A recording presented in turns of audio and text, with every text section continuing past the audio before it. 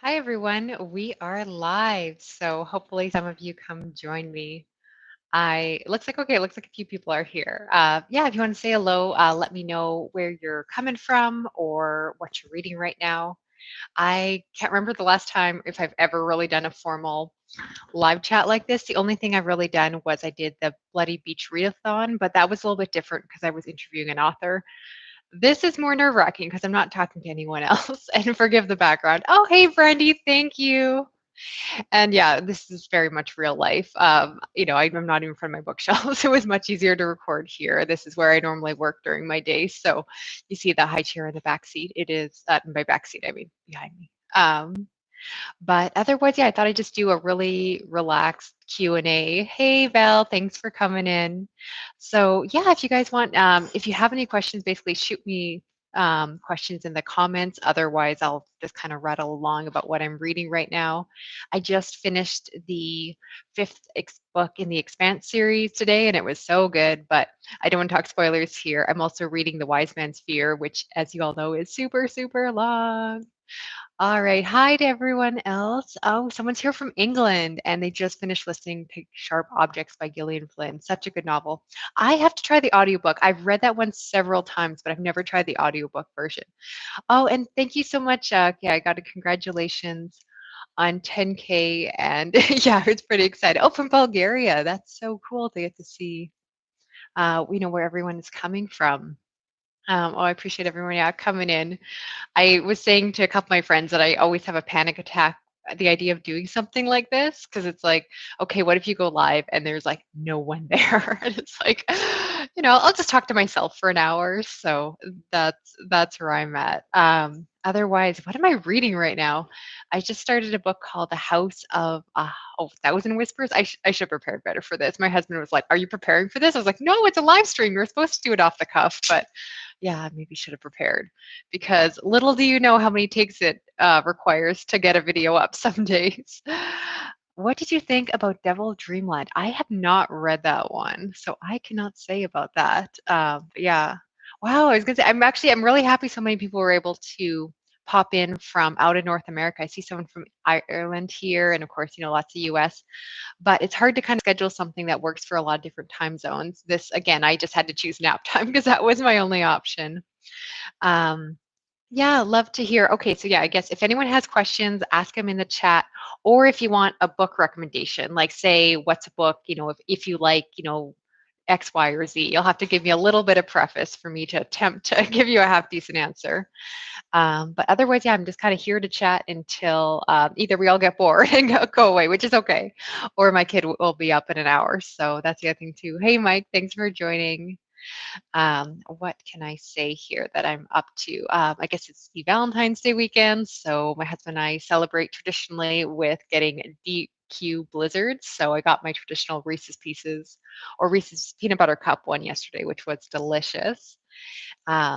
And yeah, otherwise, I just filmed a video about sci-fi horror, so I think a lot of you will be excited for that because that's probably the number one thing I get is people always wanting recommendations for sci-fi books and like or specifically sci-fi horror books. If it's just science fiction, I appreciate like probably a lot of you that are in the chat. There's always people that say, "Oh, I watch all of your videos," but I can tell from the numbers that you guys, for the most part, appreciate the horror. So I appreciate being able to pop in. Let me see. Yeah, if anyone has any questions. Um, what can I say? Like I said, otherwise, like I said, a lot of what I'm watching, like I'm currently watching just like rewatching stuff. So we're watching Futurama. We are also watching The Expanse, which is now on Amazon Prime. Oh, and I'm happy Brandy is here for the Sci-Fi Rex. Okay, so you asked, have I read The Silent Patient? I would love to find a book similar to that. Unfortunately, I have not read that one. That was like the hyped book of the year. And unfortunately, because I haven't read it, I don't really know what the twist would be. Well, not that you'd want to like be like, okay, here's a book with the same twist, but I don't know what to compare.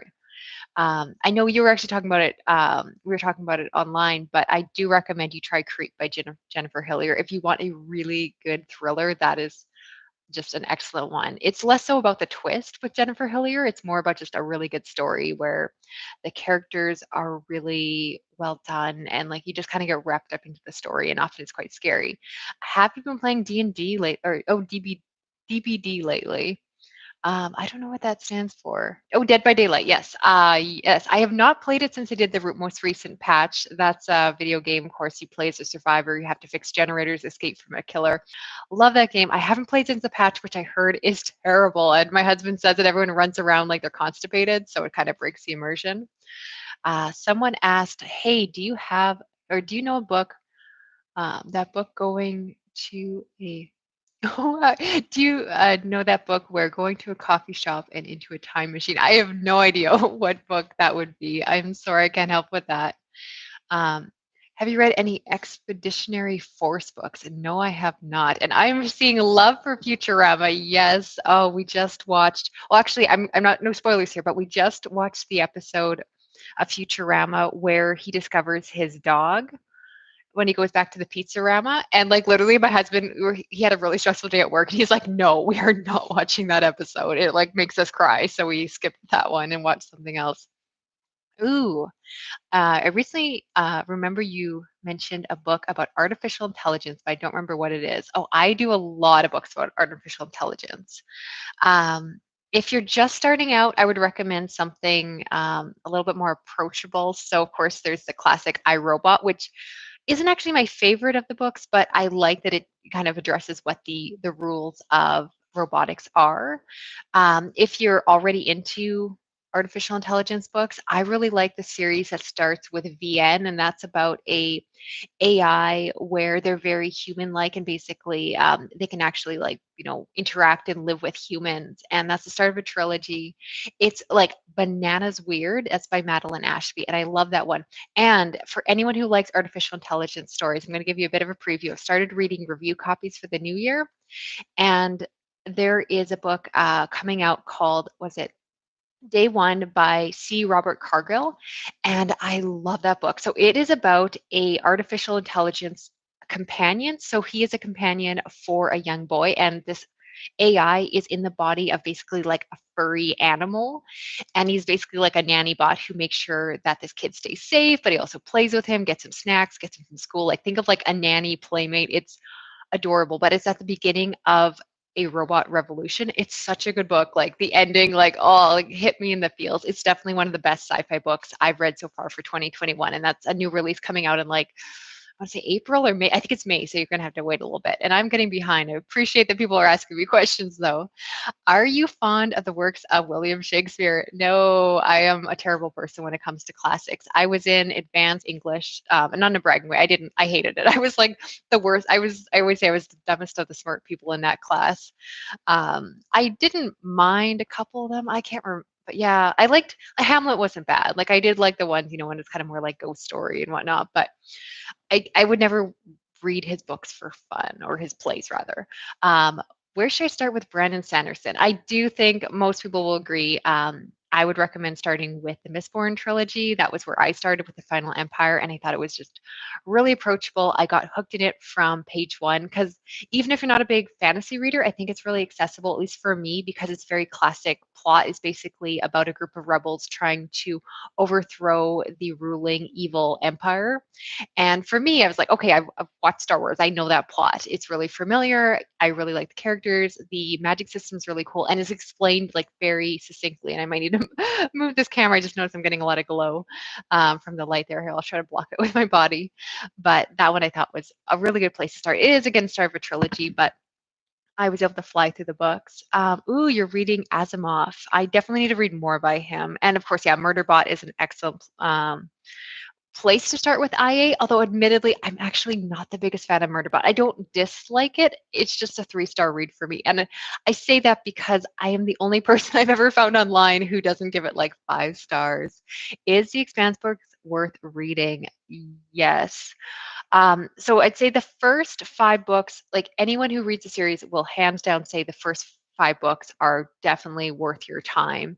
And each book in and of itself is a self-contained plot. So it's not like you read up to the 5th book and like, and then like, oh, you don't get a satisfying ending. Like you always get a good ending and then the story just continues onwards. From there, some people say that the books go downhill. A lot of people, some people don't like book 6. I liked book 6. Most people agree book 7's kind of weak, but book 8 is fantastic. I have no doubt that they're going to kill it with the final ninth book coming out. So I say yes, yes, yes. Even if you're watching the Expanse show, I was actually talking about this with Brandy, who I know is watching. And I do think that it follows the same plot as the TV show, but it gives you, of course, more insight because you get to know what the characters are thinking and getting to have a little bit more. I think, like, it just expands on them because you don't always get to fill that out in a TV show. And also, some of the events just happen in different ways. Like the main events still happen. You kind of get to the same big climaxes, but the actual like interplay between the characters is different. So you kind of get like an alternative timeline in a way. And so I really enjoy both of them. No, but definitely. So the short answer is yes, yes, yes. Totally holds up. Let's see. In a total reading slump, any suggestions, thriller or horror? Ooh, okay. For me, when I'm in a horror reading slump, I definitely go to young adult horror. I just find it to be very like comforting. So if you're watching my videos lately, I do recommend like the Merciless books, like particularly the first one's the strongest. Very easy to get into. Again, with thrillers, I do really like Jennifer Hillier's books because I just think she's a really good storyteller. Also, Ronald Malfi, if you want to go horror, he has a big collection. His books just got re-released, so they're very easy to get on like Scribd and Hoopla. I think, yeah, he's just a really good storyteller in terms of creating like immersive stories. I love, if you want a coming of age story, December Park. Bone White is just a really good turner. Page turner. This is where I'm like, I'd be editing the video if this wasn't live. So definitely recommend. And I've gotten to be a big fan of Christina Henry. I, of course, read The Ghost Tree last year. Her new book I've also read and it was really good, but you have to wait on that one. And also I've started to get into her fairy tale retellings, which are like horror adjacent. So The Girl in Red was really good too. Yeah, sorry, I'm just going to gush this whole time about books, but hopefully you guys are okay with that. Oh, someone said they love female vampire stories. I would love if anyone actually has recommendations for um, good vampire stories. I want to film a recommendation video on the topic, but I don't have enough books I like because I'm really picky when it comes to there. Good to hear it. Sounds like, yeah, your husband loves Brandon Sanderson. Oh, sounds like, yeah, people are, sounds like you picked up day zero, or, maybe you got a review copy or have it coming. Hi, Jade. Thanks for joining me. I appreciate you popping in. Okay, so someone says they're into slashers, so books, movies right now, and I'm reading a book called Larry by Adam Millard. I have not read that one. Sounds good. And you said any suggestions? And I appreciate that you started out by saying that you have read Kill River because any of Cameron Ruby's books would be my first recommendations. If you've already read him and you like other slashers, I just mentioned in my sexy horror video, but Triple Axe by Scott Cole. It's a good slasher for sure, and that's just a novella. Also, what is it called? Camp Slaughter has slasher elements to it, although it's a little bit more like cannibal-y. So maybe they slash them and then they eat them. So you get a bit of both. Oh, I'm drawing a blank. There, yeah, like I think Camp Carnage. I think that's the one I want to recommend. I'm blanking on the author here, but yeah, so many good slashers. And yeah, definitely for those of you, if you have not yet read Cameron Beak, I've been talking about his books. They're just a lot of fun. If you're started A Boy's Life yet, so yes, that was on my 2021 TBR, and I had this weird thing that I really like to read coming of age stories in the summer or like spring.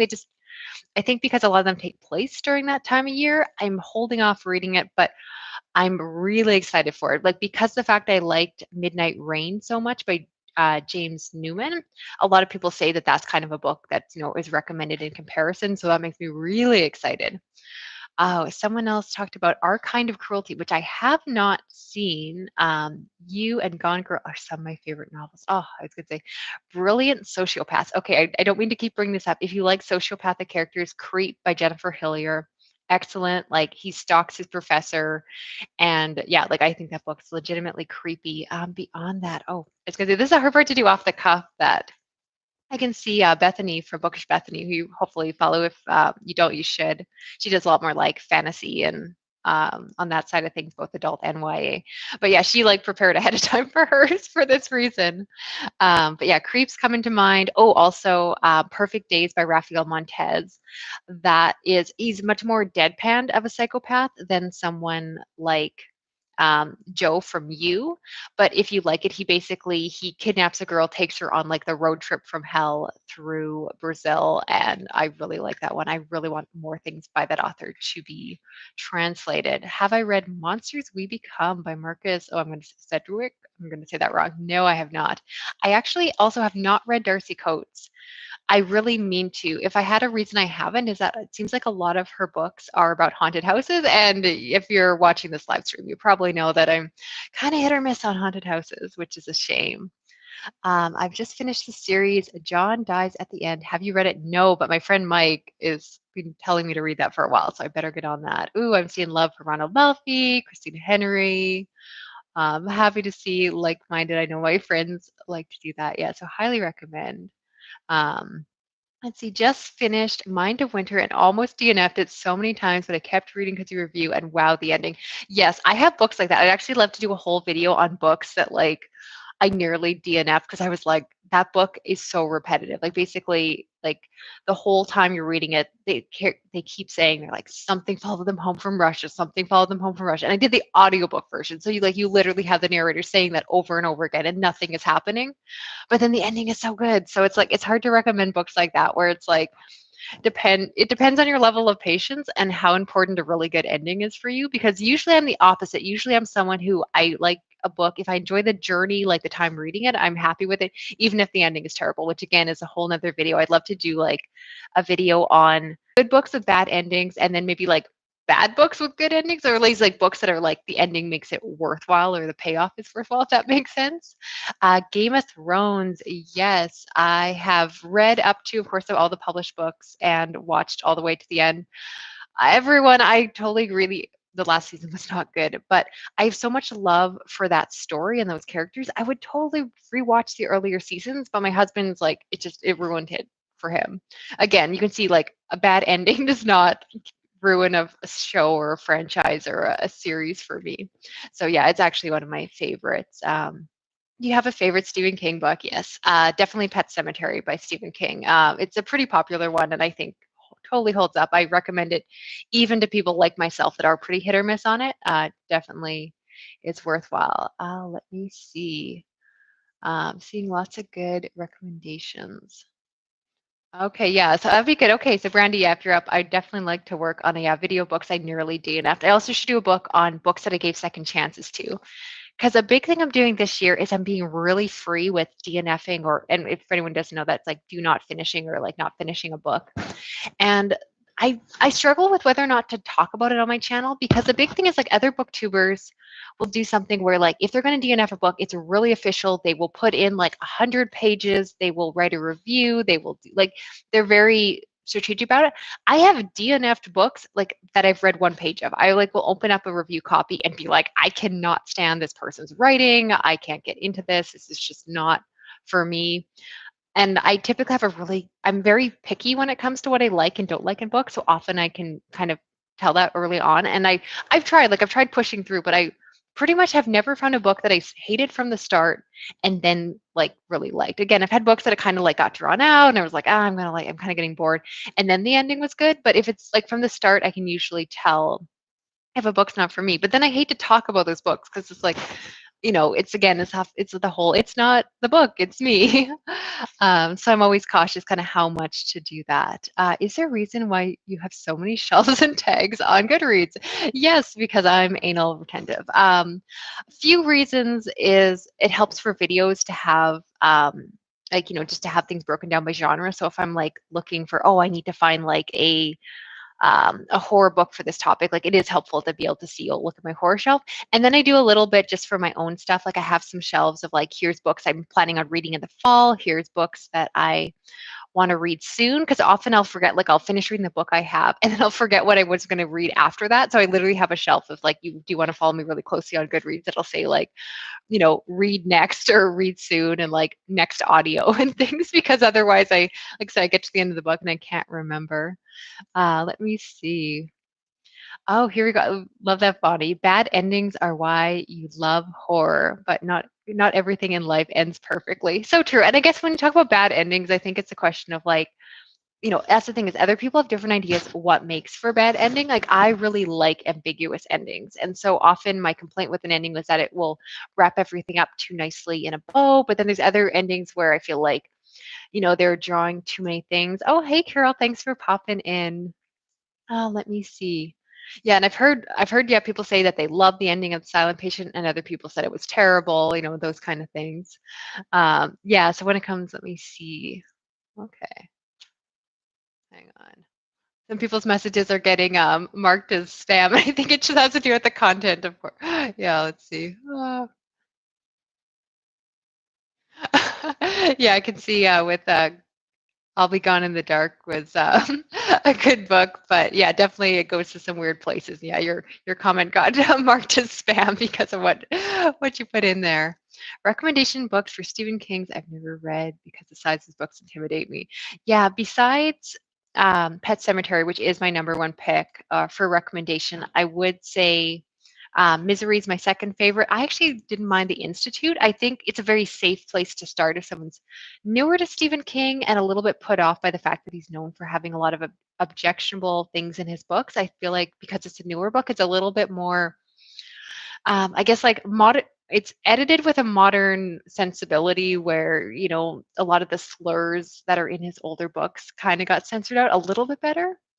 Uh, yeah, I never know how to say your username. You'll have to tell me afterwards. Let me see. Impressions. I've not read any Czech Polinar. This is basically going to be a live stream of books that I should read if someone wants to start writing these down.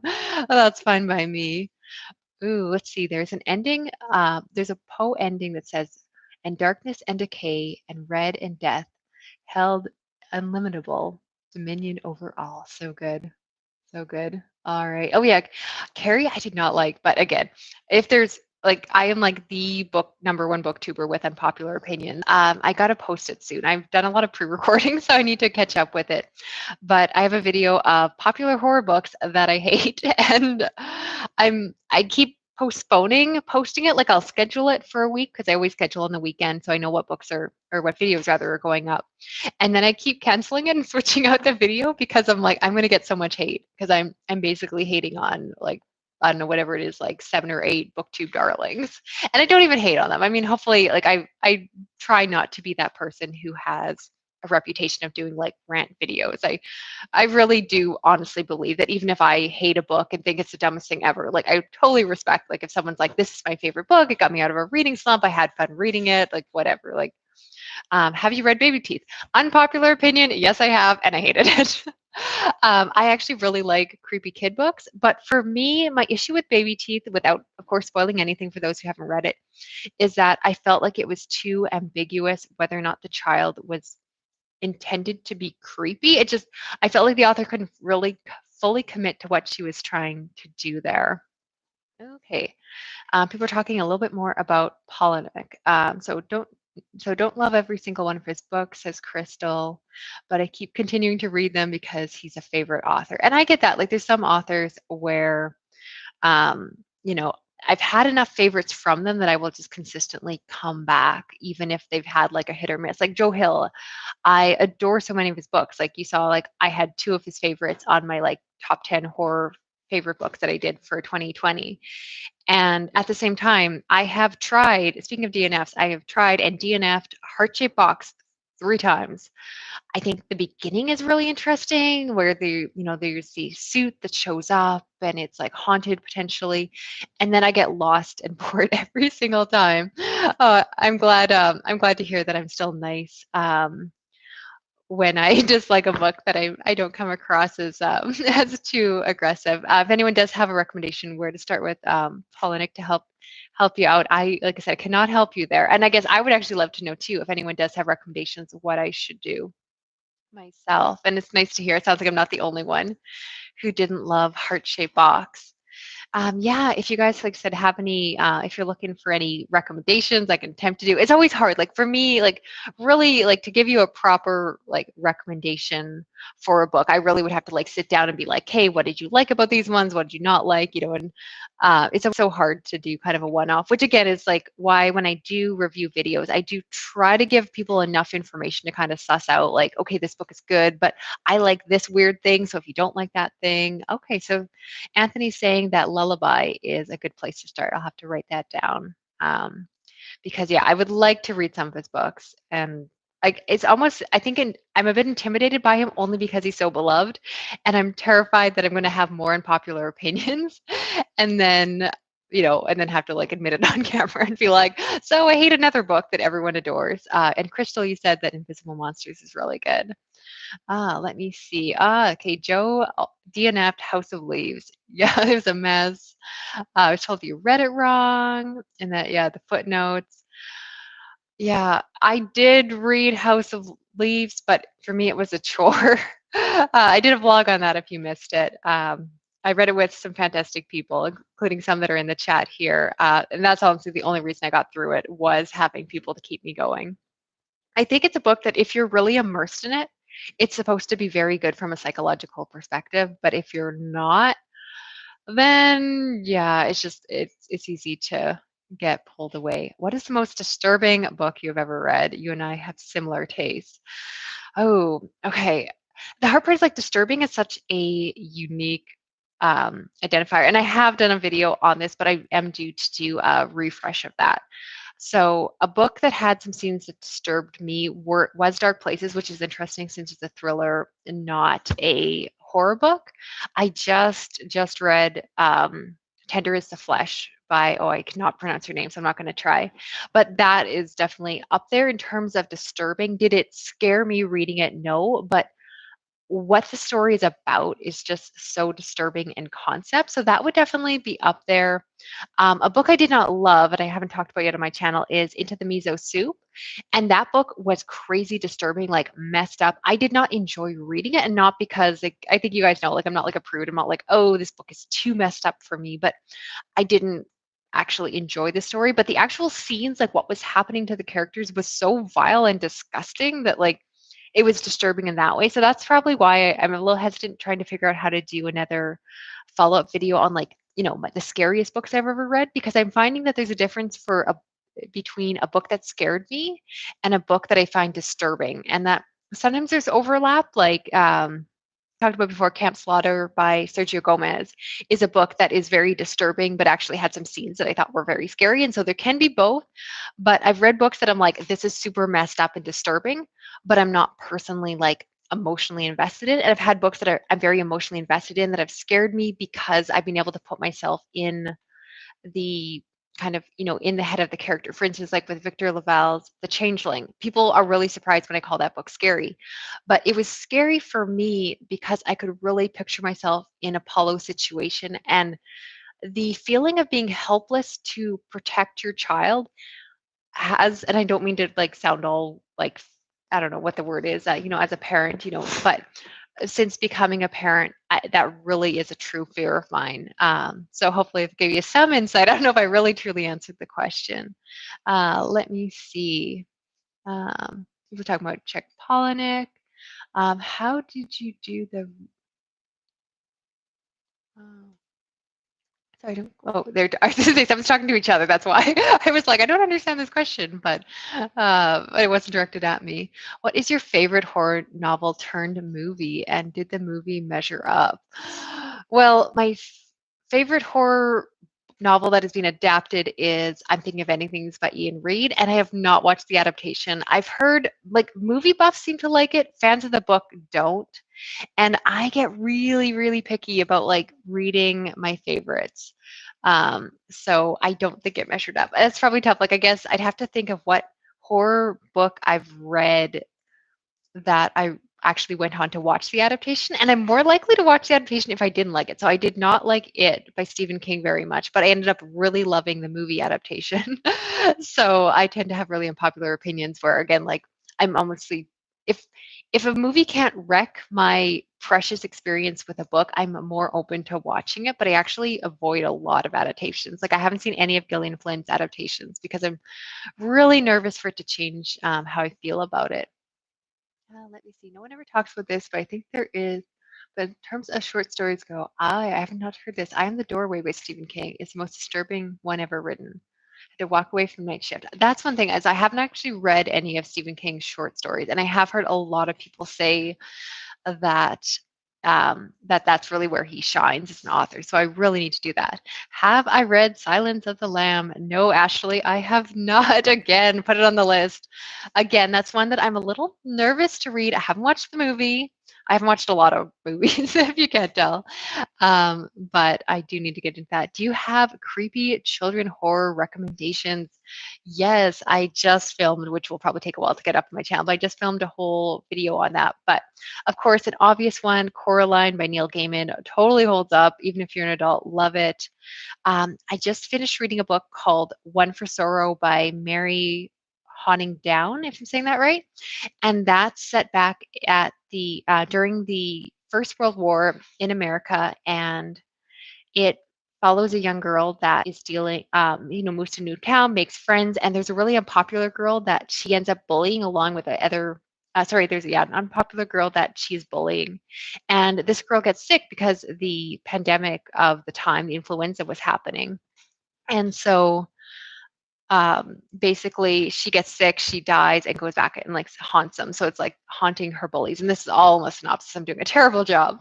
But there's a lot of good ones like Doll Bones by Holly Black. More an older children's one, I suppose. I think that one leans a little bit more into YA. What is your favorite sci-fi horror? I'm starting to get into sci-fi horror and I can't find more books. Yes, I'm in the same boat too. So my favorite at the moment might be one I just read, but I'd only recommend it if you're already a science fiction reader, and that is Blindsight by Peter Watts, and that's a story about alien first contact. But it's first and foremost a science fiction book, and it's heavy on the hard science. It deals with like huge ideas of like identity and intelligence and consciousness, and like I'll be honest, I probably only understood 80% of what I read, but what I read, I loved. And the reason that it's horror is that it involves vampires, which I normally don't like, but the way they explained how the vampires worked in and they were actually brought back into life through kind of like genetic engineering, it was just, I loved it. But that's probably my favorite, not necessarily where I'd recommend. In terms of sci-fi horror, I would recommend starting it for Into the Drowning Deep would count as sci-fi horror. If you want more space horror, I like The Ghost Line, and that's a Tor.com novella about salvagers that go into a ship that may be haunted. So, woo! So I don't know why I'm doing that. I'll regret this whole live stream later, no doubt, but I'll do my best to not get self-conscious and take it down. Let me see. Okay, good to know that the Sharp Objects adaptation was really good. I am, of her adaptations of the Gillian Flynn, I am probably most tempted to do that. Oh, thank you for all the congratulations. Survival Rex, yes, wilderness survival preferably. Of course, you can't go wrong with The Troop by Nick Cutter and, oh, I'm drawing a blank. What is it called? It's the book that always goes with it. Oh, geez. I am really blanking. I liked, oh geez, okay, this is gonna bug me. I can't think. Okay, there's always The Troop by Nick Cutter, and then there's the Ruins by Scott Smith. Oh my goodness, someone was probably gonna be yelling at me if I couldn't remember that. Those are excellent survival ones. I really like winter horror.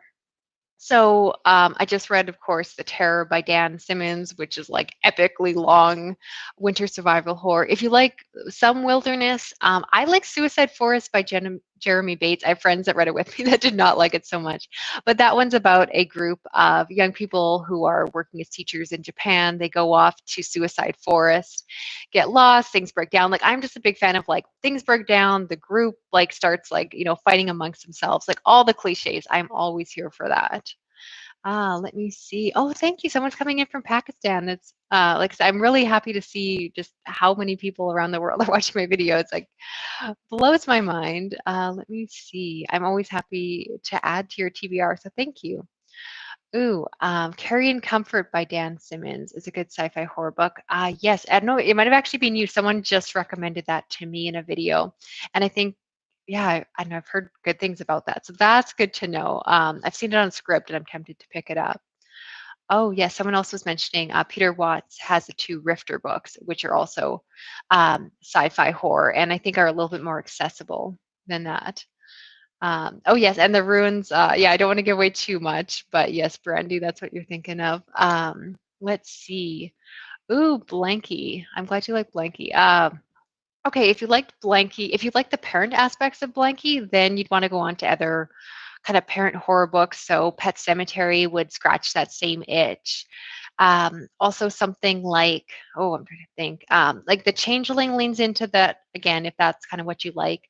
If you just like Keelan Patrick Burke's storytelling, of course, if you haven't read his other, well, he has several novellas, but the other one I always recommend is, I believe it's Hard Candy, or hopefully I'm saying that right.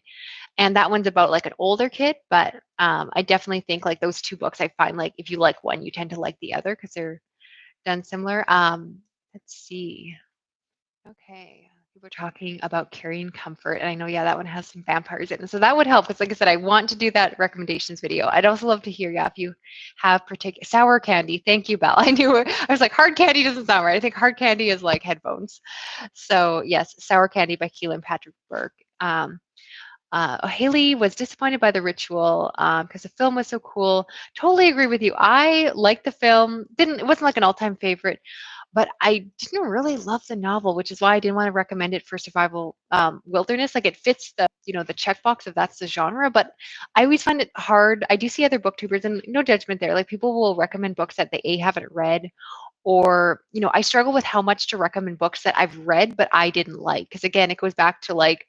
Um, being like, this book wasn't for me, but it might be for you. So at least if I do that, I'm always trying to be really clear in the video, being like, I didn't like this, but this book fits the recommendations topic I'm going over. And I try not to do that too often. Give recommendations for haunted houses. I do have a full video planned, but because I won't come out for a bit, I won't like make you guys wait. So of course, The Nightmare Room by Chris Sorensen. Couple move into an old house. That one, he sets up a recording studio in the basement because he records audiobooks, which the author also does. So I love that kind of like meta aspect to it. And that one's really good because also, yeah, again, if Blanky, if you like that parent horror aspect, this one is dealing with parents in the grief of losing their son, and that's the setup for the book, is them trying to move on in that house. Also, was it 12 Nights at Rotter's House? I love that book by J.W. Oker. And that's one about this journalist who's trying to get his career going, hears about this like supposedly haunted house, and decides to spend all these nights there trying to like reenact a haunted house story just to create a book. And the book is so self-aware, maybe too meta for some people, that like it, he's constantly talking about movies and books and doing all the cliche things. He lets his phone die, he plays with a Ouija board, but I really like that one. Most of my favorite haunted house stories are ones that are, I guess, more modern. For one, I do prefer a more modern haunted house. Like I'm not a big Gothic reader. If you're watching my channel for the Gothic recommendations, you've probably been left hanging before. But those tend to be ones that really grab me. Let me see. Kill Creek. I struggle with Kill Creek. That's another one I have picked it up and put it down, I think 3 times. Like I said, this is just basically a confession, a confession live stream, isn't it? Let me see. There are so many booktubers who write their own books. Have you ever thought about writing a novel?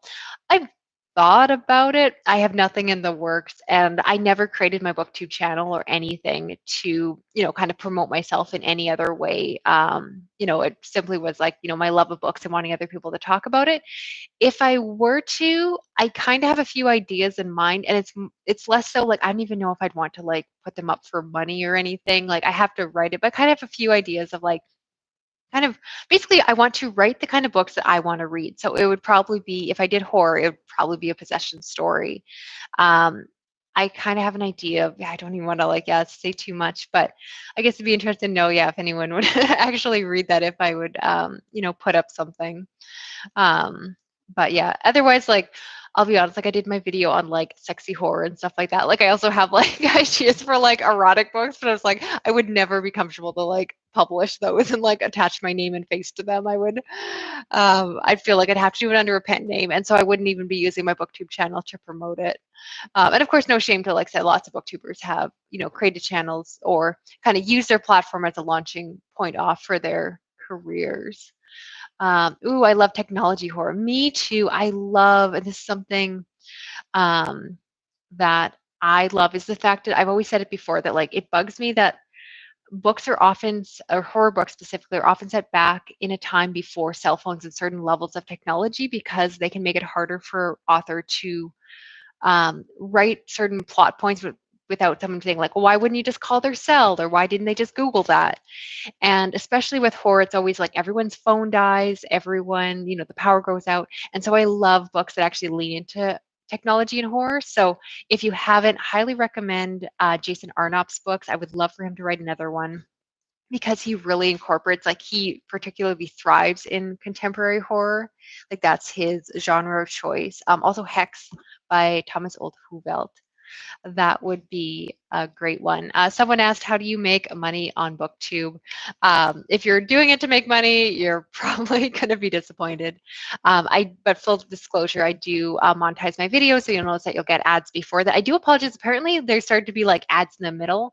I don't have a lot of time where I'm actually at a computer like this outside of my work. So YouTube basically just changes your settings if you don't like they just kind of like I sent an email and they're like, we updated your ad settings, and I really need to look into that. So I do want to be mindful there, and I am also running a Patreon group, which I'm incredibly grateful for the support I've gotten over there. I have an amazing group of friends that I read a book with every month, as well as like other ones at different tier levels that I actually do buddy reads with and like talk to pretty much every day. They're really become good friends of mine. But if you're doing Booktube to get rich, you're going to be sorely disappointed. I have a full-time day job, or as full-time as I can with a little kid at home. Oh, I love hearing everyone's talking about Kill Creek. I have not read Red Rising, and kind of asking about recommendations. I haven't read Red Rising because to me it sounded too similar to Hunger Games, which I did enjoy at the time, but I got very burnt out on that genre. Good to see some other love for Jason Arnopp. Ooh, would you ever do a spoiler review for the Messy Man series? Have read the first two books but need to do a refresher on the third? I'll be honest, and this is something I do struggle with as a creator, and this is just like full transparency, that it's hard for me to be motivated to do spoilery content, especially for something a little bit smaller and niche, like an indie published book, because the only people who can watch that content are people who've already read the book, which gives me a very small audience to start with. And then not only do they need to have read the book, but they need to be following my channel or search for it on YouTube.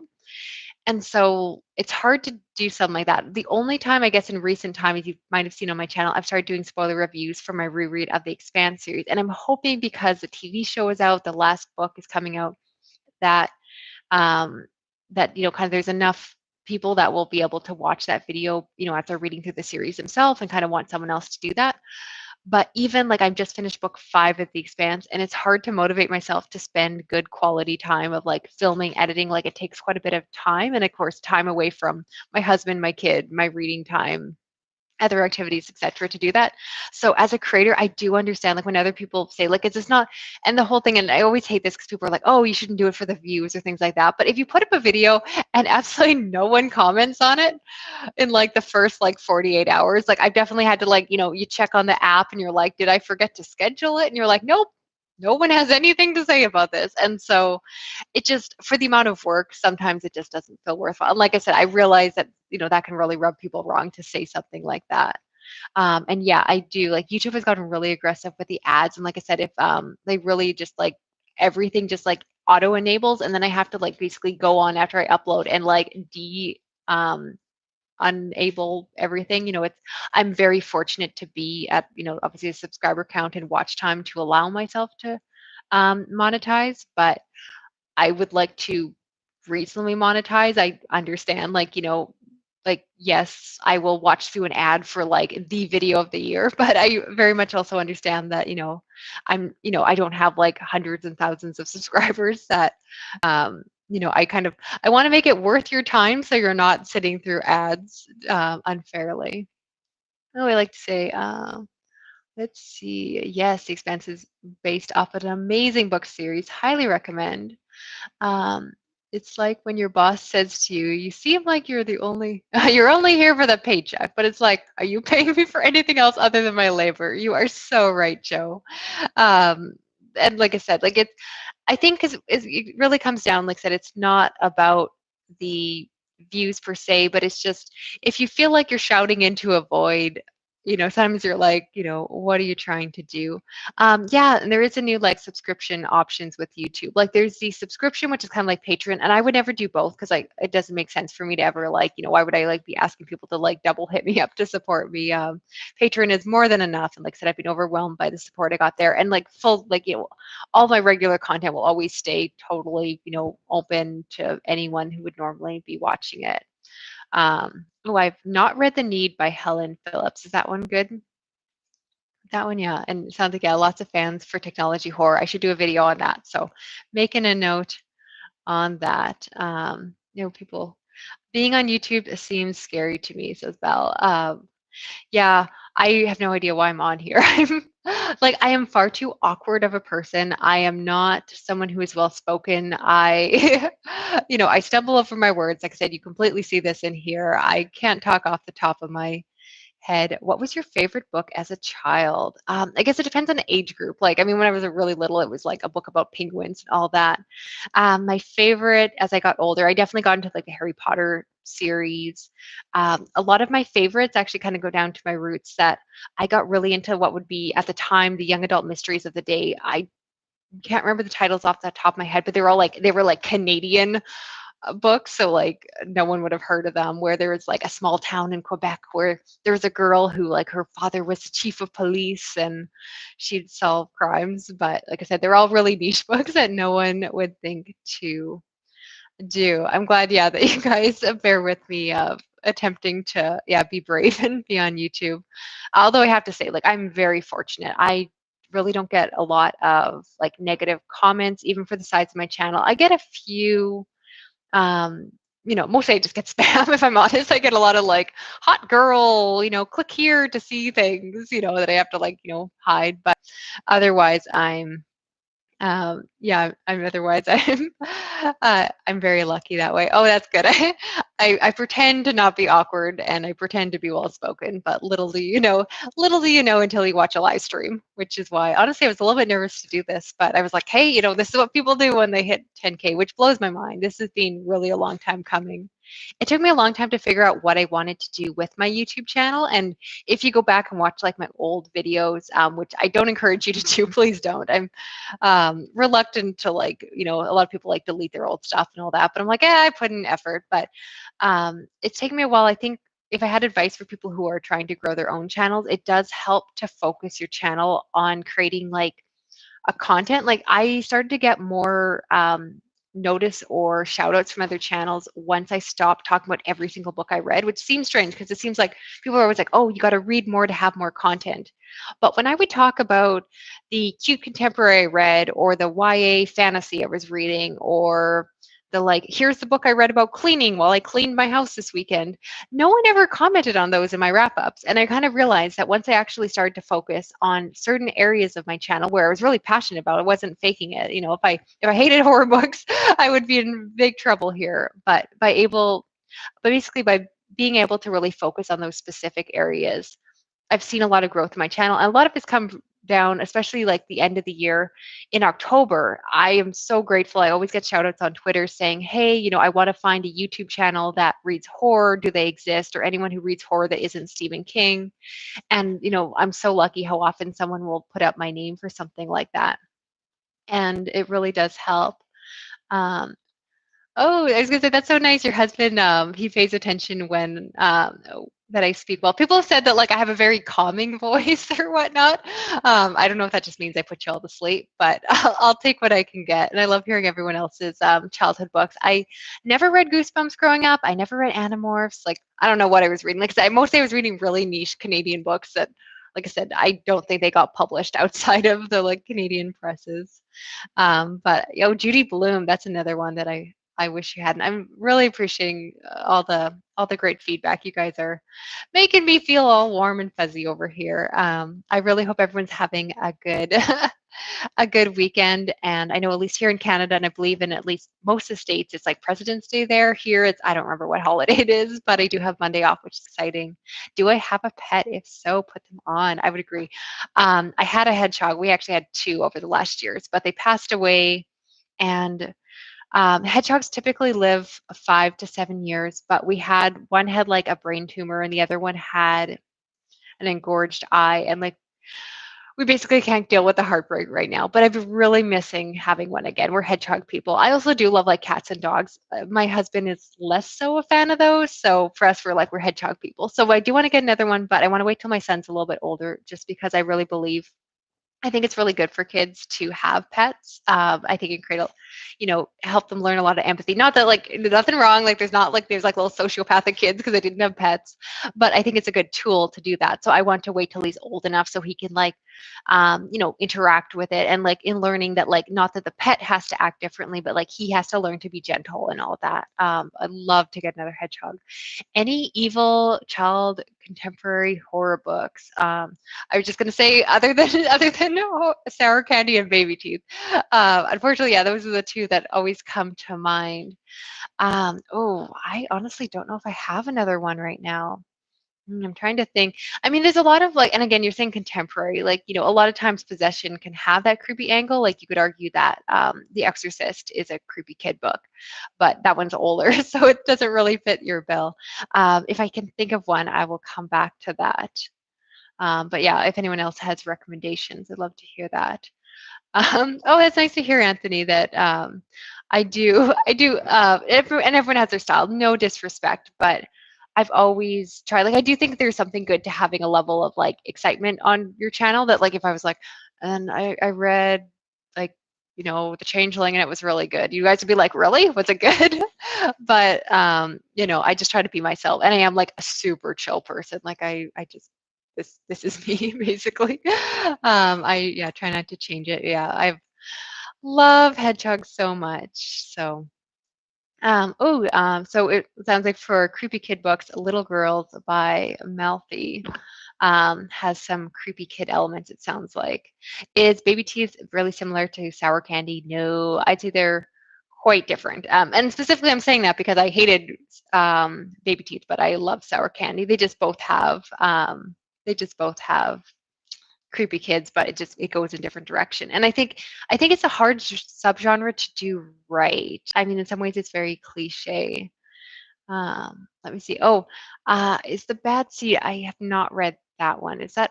I'm trying to think. There's a classic, and then there's also the Anya Alborn did a book on. I don't know if it's called The Bad Seed or a different one. Have you ever been contacted by an author whose book you gave a negative review to?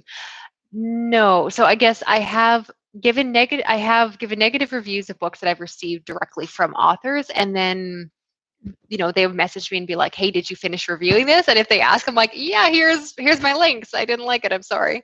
But thankfully, and of course, I would never reach out to an author. I don't, I've tried to be much more careful, like, and I always have been, but like, I try not to tag an author ever in a video I make unless I literally say nothing but possible about their stuff. Like if it's like my best of the year video that I feel pretty comfortable, be like, "Hey, I loved your books." But in terms of authors tracking me down and saying, "Hey, I found your video," I've thankfully never had that, never even had that on Goodreads, which I think is more common. Classic horror that you recommend? For myself, obviously The Exorcist, more modern one. Also, I Am Legend by Richard Matheson. Really liked Rosemary's Baby by Ira Levin. Those are definitely some of my favorites. Are you into horror movies as well? I enjoy horror movies. I don't watch a ton of them, and so I feel like I've only seen some of the really popular ones, and it comes down to the fact that I do watch a fair amount of TV. I don't want to pretend I'm one of those people who are like, oh, I'm too cool for TV. But if I'm going to watch TV, it's something I always do with my husband, because if he's doing something solo, I tend to prioritize reading. It's just my preference. So if I'm watching TV, I'm watching it with him, and that's the problem, that he's not that into horror. He does enjoy it occasionally, but we try to obviously find something we're both going to enjoy. And so more likely we're going to watch like a science fiction show, a comedy, like we rewatch all of our favorites again. And they aren't horror too. So that's why I don't really talk about a lot of other media on my channel, is that I don't think, people want to hear me like recommend The Office and Bob's Burgers, because again, it's not really my like brand. Like, if you're coming to my channel, it's usually, you want the creepy stuff, or if I'm lucky, you're also here for the sci-fi. Let me see. Okay. Oh, yes. Mike was saying The Reaping is another fantastic classic horror book. No, really good question. I'm going to have to wrap it up pretty soon here. Kiddo's usually up by what would be 3 o'clock my time. So unfortunately, I only had an hour. Um, but but yeah, this is I really appreciate everyone coming on. I guess I have a time for like a few more questions if anyone has anything else. Oh, that's good to know, if yeah, if you consider The Girl Next Door could be considered a creepy kid book. That is one I still have not read. I have read his other book, Jack Ketchum's Off Season. Liked it, didn't love it, and I think it's just because I read it in the month of October when I went on a big binge of I want to read all the scariest books ever. And then I accidentally basically picked out a TBR of here's a whole bunch of cannibal books, because I was like, cannibals are scary. Let's read all the cannibal books. And so it just happened to be the last cannibal book I read. Like, I think I had read like 4 cannibal books in the last like 4 weeks or something. And so, it's always hard to tell when sometimes it just is like the wrong timing for a book. I am intending to keep this live stream up on my channel. I'm not going to touch it myself. I'm just not going to like rewatch it because I'll regret it. But if for some reason anyone's coming on late and you do want to like go back to the beginning, feel free to do that. But yeah, I've heard that Jack Ketchum's The Girl Next Door is super dark. So that's one I should try doing. Otherwise, yeah, I guess I'll be wrapping up here, unless, like I said, if there's no last questions. Thank you so much for everyone who came. Thank you for asking questions. Like, you don't know how much it means to me, not just me sitting here doing nothing. And hopefully, I guess, like I said, I hope for a lot of you, this kind of gives you just a different side of me, that I realize that, with videos that they're pre-recorded, I have the ability to kind of cut mistakes. I try more and more not to over edit my videos. So I do try to allow some stumbles in there. I'll mispronounce a word and sometimes I'll let it go. And a little bit just that I don't want to be so artificial or so in a bubble. Like, I do want you guys to kind of see me as a person, but for the most part, like, we're here to talk about the books. I try to, keep on brand. And yeah, thank you all so much for coming. I love your support. Thank you for supporting me, and really all of you for helping my channel grow. Thank you to all of you who have ever like retweeted my videos, drop a comment on them. Just even doing like the little things, like it really does help with like the fancy YouTube algorithms and all that, which, like, if you ever see where it's like, oh, YouTube recommends, if you like this video, you should watch this one next. It all ties into like, how much interaction I'm getting on a video, whether or not my video kind of slides into there. So really appreciate that. And again, it's been really fun as a hobby. This has brought me so much joy. This is just what I love to do, is to read and make content out of it. So I'm just, incredibly grateful that anyone is willing or interested in watching. It means, so much to me. And especially, like I said, in the last few years, like becoming a mom, which has become a huge part of my identity, but I vehemently believe that I still will be like more than a mom. And like, people told me like, oh, you have to give up Booktube now that you're a mother. You have to put your child first. And, once, that you have to put that aside. And like, and I firmly believe that, that at least I believe I can, do it all, or at least, do things that I'm passionate about. And that I think it's actually healthy, for a kid to see his mother having other passions and having a life besides just like, getting his juice box for him. Anyway, I'm getting off topic. Thanks once more. I Appreciate all of you guys so much. I will be back next week on my usual schedule. So Tuesday and Thursday, I have new videos coming up, including Tuesday is going to be my updated bookshelf tour because you saw the new background, which I'm filming on more regularly now. So you're going to see more videos with that background. And yeah, hopefully you enjoy that. I have some other good videos planned and lots of good video ideas just from doing this live stream. So thank you all. I'm going to log off now. Bye.